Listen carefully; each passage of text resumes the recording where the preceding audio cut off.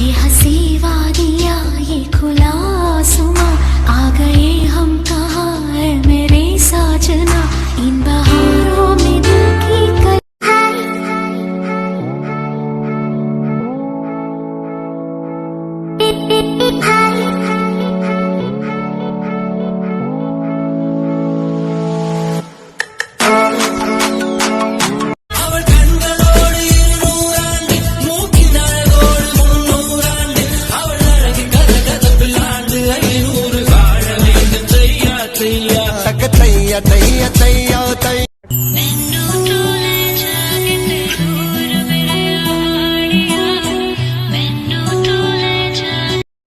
गर्मी का मौसम आ गया है, धूप के दिन भी शुरू हो गए।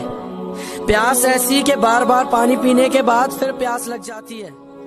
तो बराए मेहरबानी अपने घर की छत पर पंछियों के लिए पानी रख दें, ताकि वो भी अपनी प्यास बुझाकर अपनी जान बचा सके।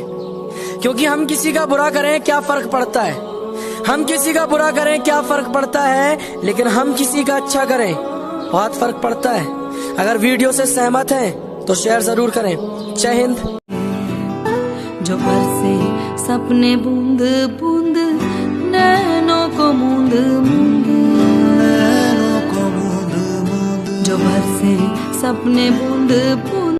तड़पाती है तेरी बातें और यादें तेरी रुलाती है, दिल रोते रोते रुकता है तो रूह बिखर सी जाती है। अब किससे रूह